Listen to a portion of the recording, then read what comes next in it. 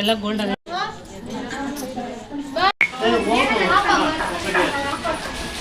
Hi all, ಎಲ್ಲ ಹೇಗಿದ್ದೀರಾ? Welcome back to my YouTube channel Netra MJ vlogs. ಎಲ್ಲರೂ ಹೇಗಿದ್ದೀರಾ? ಚೆನ್ನಾಗಿದ್ದೀರಾ ಅಂತ ಅಂದ್ಕೊಂಡು ಇವತ್ತಿನ ವ್ಲಾಗ್ನ ಕಂಟಿನ್ಯೂ ಮಾಡ್ತಾ ಇದ್ದೀನಿ. ಆ್ಯಂಡ್ ಇದು ಬಂದು ಲಾಸ್ಟ್ ವ್ಲಾಗ್ದೇ ಕಂಟಿನ್ಯೂಷನ್ ಆಗಿರುತ್ತೆ. ಲಾಸ್ಟ್ ವ್ಲಾಗಲ್ಲಿ ಚಪ್ರಶಾಸ್ತ್ರ ಹಾಗೆ ಅರ್ಶಿನ ಶಾಸ್ತ್ರ ಅಂದರೆ ಅರ್ಶಿನ ಕುಟ್ಟೋ ಶಾಸ್ತ್ರದವರೆಗೂ ನಾನು ವ್ಲಾಗ್ನ ಹಾಕಿದ್ದೆ. ಸೊ ಈಗ ಬಂದು ಬಳೆ ಶಾಸ್ತ್ರ ನಡೀತಾ ಇದೆ. ಸೊ ಫಸ್ಟು ಹುಡುಗಿ ಕೈಯಲ್ಲಿ ಬಳೆಗೆಲ್ಲ ಪೂಜೆ ಮಾಡಿಸಿ, ಅಂದರೆ ರಾಹುಗಾಲ ಎಲ್ಲ ನೋಡಿಕೊಂಡು ಅದನ್ನು ದಾಟೋವರೆಗೂ ನಾವು ವೆಯ್ಟ್ ಮಾಡಿದ್ವಿ. ಪಾಪ ಬಳೆಯವ್ರು ಕೂಡ ವೆಯ್ಟ್ ಮಾಡಿದ್ರು. ಸೊ ರಾಹುಗಾಲೆಲ್ಲ ಮುಗಿದ್ಮೇಲೆ ಹುಡುಗಿ ಕೈಯಿಂದ ಪೂಜೆ ಮಾಡಿಸಿ ಆಮೇಲೆ ಬಳೆಯನ್ನು ಫಸ್ಟ್ ಹುಡುಗಿಗೆ ಹಾಕಿಸ್ತಾ ಇದ್ದಾರೆ.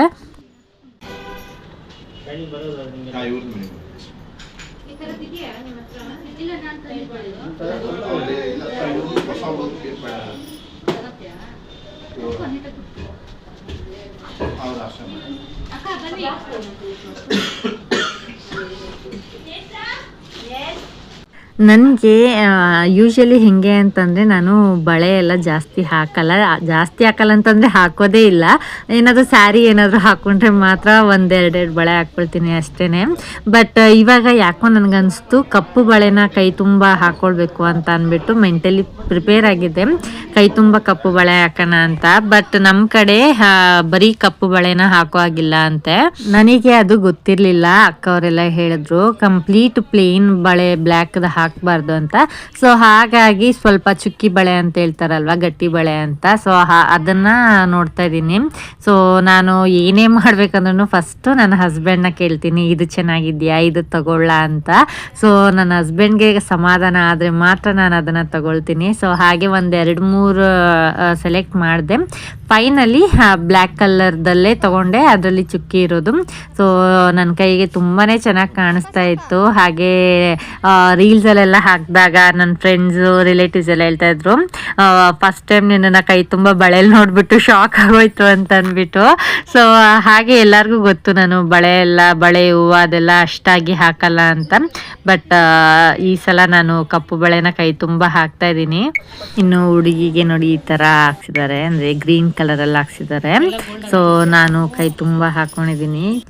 ತುಂಬ ಚೆನ್ನಾಗಿ ಕಾಣಿಸ್ತಾ ಇತ್ತು. ಏನು ಅಂತಂದರೆ ಅವರು ನನ್ನ ಕೈ ತುಂಬ ಹಾಕಿ ಅಂತ ಅಂದಿದ್ದೆ, ಅವ್ರೇನು ಮಾಡಿದ್ದಾರೆ ಒಂದು ಕೈಗೆ 2.5 ಡಜನ್ ಅಷ್ಟು ಹಾಕ್ಬಿಟ್ಟಿದ್ದಾರೆ. ಅದು ಸ್ವಲ್ಪ ಲೂಸಾಗೂ ಹಾಕಿಲ್ಲ, ತುಂಬ ಟೈಟಾಗಿ ಹಾಕ್ಬಿಟ್ಟಿದ್ದಾರೆ. ಅದು ಏನಾಯ್ತಂದರೆ ಈವ್ನಿಂಗ್ ಅಷ್ಟೊತ್ತಿಗೆ ನನಗೆ ಕೈ ಎಲ್ಲ ಹಸಿರುಗಟ್ಬಿಟ್ಟಿತ್ತು. ಸೊ ನಾನು ಅದಾದಮೇಲೆ ಅದನ್ನು ಬಿಚ್ಚಬಾರ್ದು ಅಂತ ಹೇಳ್ತಾರೆ, ಬಟ್ ನನ್ನ ಕೈಲಿ ಇರೋಕ್ಕಾಗಿಲ್ಲ, ಫುಲ್ಲು ನರ ಎಲ್ಲ ಹಸಿರುಗಟ್ಬಿಟ್ಟಿತ್ತು. ಸೊ ಹಾಗಾಗಿ ಒಂದು 4 ಬಳೆನ ತೆಗ್ದಿಟ್ಟೆ.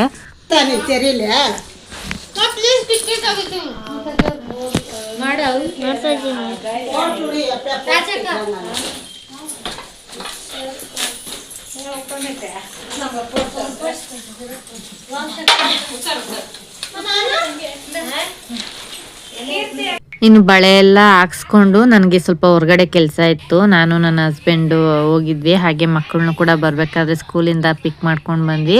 ಬರೋಷ್ಟೊತ್ತಿಗೆ ಸಾಂಬ್ರಾಣಿ ಹಾಕಿದ್ರು, ಅಂದರೆ ಮದುವೆ ಒಡವೆ ಬಟ್ಟೆ ಎಲ್ಲ ಇಟ್ಬಿಟ್ಟು ಸಾಂಬ್ರಾಣಿ ಹಾಕ್ತಾರಲ್ವ, ಸೊ ಹಾಕಿದ್ರು.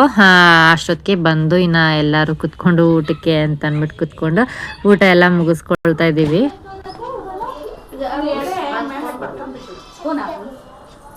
ಅರ್ಶಿನ ಶಾಸ್ತ್ರಕ್ಕೆ ಹುಡುಗಿ ready, full white and white ಮಿಂಚಿಂಗ್.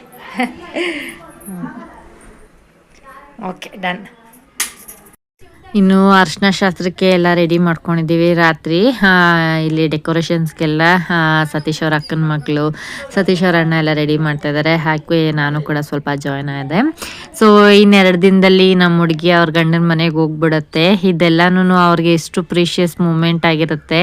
So ಇದೆಲ್ಲ ನನ್ನ ಲೈಫಲ್ಲಿ ಏನೂ ಆ ಥರದ್ದಾಗಿಲ್ಲ. ನಮ್ಮದೆಲ್ಲ ಏನಿದ್ರು 1 ಡೇ ಮದುವೆ ಅಷ್ಟೇ, ಸೈಲೆಂಟಾಗಿ ಹೋಗಿ ಮದುವೆ ಮಾಡ್ಕೊಂಡು ಬಂದಿದ್ದು. ಬಟ್ ಇದನ್ನೆಲ್ಲ ನಾನು ಫಸ್ಟ್ ಟೈಮ್ ಎಕ್ಸ್ಪೀರಿಯೆನ್ಸ್ ಮಾಡ್ತಾ ಇರೋದ್ರಿಂದ ನನಗೂ ಒಂಥರ ಖುಷಿ ಇತ್ತು. ಮೆಹಂದಿ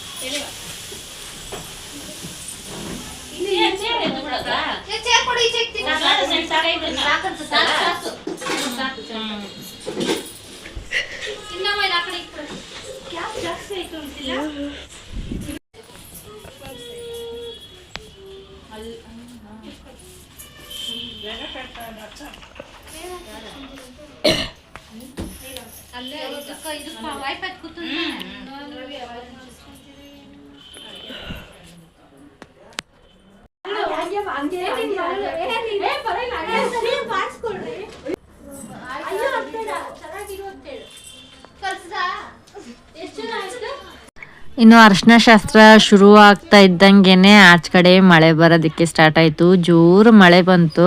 ಕೆಲವೊಬ್ರು ಹೇಳ್ತಾರೆ ಏನೋ ಅಕ್ಕಿ ತಿಂದರೆ ಮದುವೆ ಟೈಮಲ್ಲಿ ಮಳೆ ಬರುತ್ತೆ, ಅಂದರೆ ಜಾಸ್ತಿ ಅಕ್ಕಿ ತಿಂದರೆ ಮದುವೆ ಟೈಮಲ್ಲಿ ಮಳೆ ಬರುತ್ತೆ ಅಂತ. ಇನ್ನು ಕೆಲವೊಬ್ರು ಹೇಳ್ತಾರೆ ಈ ಥರ ಶುಭ ಕಾರ್ಯ ಟೈಮಲ್ಲಿ ಮಳೆ ಬಂದರೆ ದೇವ್ರು ಬಂದು ಆಶೀರ್ವಾದ ಮಾಡ್ತಾರೆ ಅಂತ. ಸೊ ಈ ಥರ ನಾವು ಅಂದ್ಕೊಂಡಿದ್ದೀವಿ. ಯಾರ್ಯಾರು ಯಾವ್ಯಾವ ಥರ ಅಂತ ಅಂದ್ಕೊಳ್ತಾರೋ ಗೊತ್ತಿಲ್ಲ, ಬಟ್ ಒಳ್ಳೇದಾದರೆ ಅಷ್ಟೇ ಸಾಕಲ್ವಾ. ಸೊ ಹಾಗೆ ಇನ್ನೇನು ಅರ್ಶಿನ ಶಾಸ್ತ್ರ ಸ್ಟಾರ್ಟ್ ಆಗುತ್ತೆ. ಎಲ್ಲರೂ ಬರೋದಕ್ಕೆ ಕೂಡ ಸ್ಟಾರ್ಟ್ ಆದರು. ಮೊದಲನೇದಾಗಿ ಅವರಮ್ಮ ಅರ್ಶಿನ ಹಚ್ತಾ ಇದ್ದಾರೆ. ಹೆಣ್ಮಕ್ಳಿಗೆ ಅರ್ಶಿನ ಬಿದ್ದಿದ ತಕ್ಷಣ ಅವ್ರ ಮುಖದಲ್ಲಿ ಮದುವೆ ಕಳೆ ಎದ್ದು ಕಾಣಿಸ್ತಾ ಇರುತ್ತೆ. ಸೊ ಹಾಗೆ ಇದನ್ನು ಅಷ್ಟೇ ನೋಡ್ತಾ ಇದ್ದೆ ಒಂಥರ ಖುಷಿ ಆಗ್ತಾ ಇತ್ತು. ಯಾಕೆಂದರೆ ನಮ್ಮ ಮುಂದೆ ಚಿಕ್ಕ ನಾನು ಮದುವೆ ಮಾಡ್ಕೊಂಡು ಬಂದಾಗ 2nd ಸ್ಟ್ಯಾಂಡರ್ಡ್ 3rd ಸ್ಟ್ಯಾಂಡರ್ಡ್ ಹುಡುಗಿ. ಸೊ ಇವಾಗ ಮದುವೆ ಮಾಡಿಕೊಂಡು ಅವ್ರ ಗಂಡನ ಮನೆಗೆ ಹೋಗೋಷ್ಟು ಬೆಳೆದಿದೆ. ಸೊ ಇದೊಂಥರ ನೋಡೋದಕ್ಕೆ ಒಂಥರ ಖುಷಿ ಒಂದು ಕಡೆ, ಮತ್ತೆ ಸ್ವಲ್ಪ ಎಮೋಷ್ನಲ್ ಕೂಡ ಆಗ್ಬಿಡ್ತೀನಿ ನಾನು ಈ ಥರದ್ದನ್ನೆಲ್ಲ ನೋಡ್ತಾ ಇದ್ರೆ.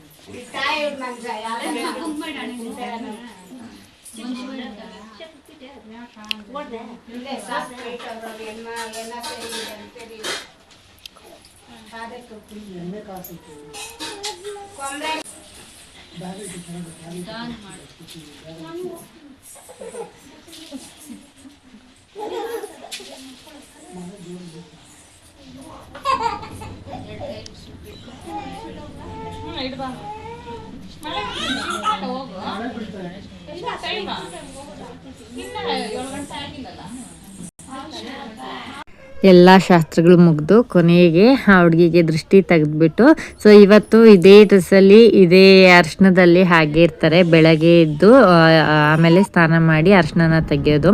ಸೊ ನಾವು ಅದನ್ನೆಲ್ಲ ಮುಗಿಸ್ಕೊಂಡು ತುಂಬ ಲೇಟಾಗಿತ್ತು. ಸೊ ಊಟ ಎಲ್ಲ ತಗೊಂಡು ತಿಂದ್ಬಿಟ್ಟು ಸೊ ಇವಾಗ ನಾವು ನನ್ನ ಹಸ್ಬೆಂಡ್ಗೆ ಇನ್ನೂ ಮದುವೆಗೆ ಬಟ್ಟೆ ಶಾಪಿಂಗ್ ಆಗಿಲ್ಲ. ನಮ್ಮದೆಲ್ಲ ಒಂದು ತಿಂಗ್ಳಿಗೆ ಮುಂಚೆನೇ ಆಗೋಯ್ತು, ಬಟ್ ನನ್ನ ಹಸ್ಬೆಂಡ್ಗೆ ಆಗಿರಲಿಲ್ಲ. ಹಾಗಾಗಿ ಇಲ್ಲೇ ರೆಡ್ ಕೋರ್ಟಿಗೆ ಬಂದ್ವಿ. ಸೊ ನನ್ನ ಹಸ್ಬೆಂಡ್ ಸ್ವಲ್ಪ ನನಗಿಂತ ಲೇಟ್ ಆಗುತ್ತೆ ಸೆಲೆಕ್ಷನ್ನು. ಸೊ ಡ್ರೆಸ್ ನೋಡ್ತಾ ಇದ್ದಾರೆ.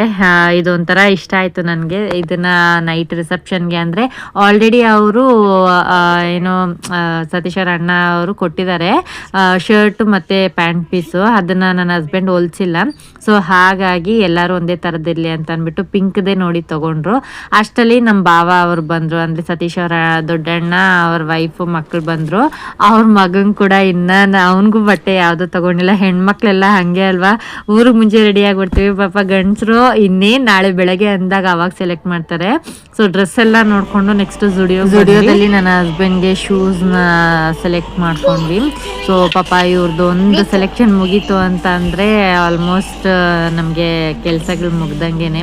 ಇನ್ನು ನನ್ನ ಹಸ್ಬೆಂಡ್ಗೆ ಅಲ್ಲಿ ಶರ್ಟ್ ಅಷ್ಟಾಗಿ ಇಷ್ಟ ಆಗಲಿಲ್ಲ. ಅಲ್ಲಿ ತೊಗೊಂಡ್ರು, 1-2 ಪೇರ್ ಏನೋ ತೊಗೊಂಡ್ರು. ನೆಕ್ಸ್ಟ್ ಒಂದು ಎಕ್ಸ್ಟ್ರಾ ಇರಲಿ ಅಂತ ಅಂದ್ಬಿಟ್ಟು ಇಲ್ಲಿ ಇನ್ನೂ ಒಂದು ಮಯೂರ ಅಂತ ಇದೆ. ಸೊ ಅಲ್ಲಿಗೆ ಬಂದಿದ್ದೀವಿ. ಅಲ್ಲಿ ಇದೊಂದು ಶರ್ಟ್, ಕಾಲರ್ ಶರ್ಟ್ ತೊಗೊಂಡ್ರು. ನಂಗೆ ತುಂಬ ಇಷ್ಟ ಆಯಿತು. ಬಟ್ ನನ್ನ ಹಸ್ಬೆಂಡ್ಗೆ ನಾನು ಸೆಲೆಕ್ಟ್ ಮಾಡೋದು ಯಾವುದೂ ಇಷ್ಟ ಆಗಲ್ಲ, ತುಂಬ ಕಷ್ಟ. ಅದಕ್ಕೆ ನಾನು ಅವ್ರ ಸೆಲೆಕ್ಷನ್ನೇ ಮಾಡೋಕ್ಕೋಗಲ್ಲ ನಾನು. ಹಾಗಾಗಿ ಅವ್ರಿಗೆ ಯಾವುದೇ ಗಿಫ್ಟ್ ಕೂಡ ಒಬ್ಬಳೇ ಹೋಗಿ ತೆಗೆದುಕೊಡಲ್ಲ. ಹಾಗೆ ಫೈನಲ್ ಆಗಿ ನನಗೆ ಇದು ತುಂಬ ಇಷ್ಟ ಆಯಿತು, navy blue colour shirt. So ಇದು ಎಕ್ಸ್ಟ್ರಾಗಲ್ವಾ, ಸೊ ಇಲ್ಲಿ ಬಿಳಿ ಇದೆ ಅಂತ ಅಂದ್ಬಿಟ್ಟು ಕನ್ವಿನ್ಸ್ ಮಾಡಿ ಕೊನೆಗೆ ಈ ಶರ್ಟ್ನ ಫೈನಲೈಸ್ ಮಾಡಿದೆ. ಇನ್ನು ನನ್ನ ಕೈ ಅಂತೂ ಆ ಬಳೆ ಹಾಕಿರೋದು ತುಂಬ ಪೇನ್ ಆಗ್ತಾಯಿತ್ತು. ನರ್ವ್ಸ್ ಎಲ್ಲ ಸಿಕ್ಕಾಪಟ್ಟೆ ಪೇನ್ ಆಗ್ತಾಯಿತ್ತು, ಎಲ್ಲ ಊದ್ಕೊಂಡ್ಬಿಟ್ಟಿತ್ತು, ಸ್ವೆಲ್ಲಿಂಗ್ ಬಂದಿತ್ತು. ಸೊ ಹಾಗಾಗಿ ಅದನ್ನೆಲ್ಲ ರಿಮೂವ್ ಮಾಡ್ತಾ ಇದ್ದೀನಿ ನಾನು. ಹಾಗೆ ಈ ವ್ಲಾಗ್ನ ನಾನು ಇಲ್ಲಿಗೆ ಎಂಡ್ ಮಾಡ್ತಾ ಇದ್ದೀನಿ. ನಿಮಗೆಲ್ಲ ಇಷ್ಟ ಆಗಿದೆ ಅಂತ ಅನ್ಕೊಳ್ತಾ ಇದ್ದೀನಿ. ಹಾಗೆ ನಾಳೆ ರಿಸೆಪ್ಷನ್ನು, ನಾಳಿನ ವ್ಲಾಗ್ ಜೊತೆ ಮತ್ತೆ ಸಿಗ್ತೀನಿ. ಈ ವ್ಲಾಗ್ ಇಷ್ಟ ಆದರೆ ಪ್ಲೀಸ್ ಲೈಕ್, ಶೇರ್, ಸಬ್ಸ್ಕ್ರೈಬ್ ಹಾಗೆ ಕಮೆಂಟ್ ಮಾಡೋದನ್ನು ಮರಿಬೇಡಿ. Thank you for watching. Bye.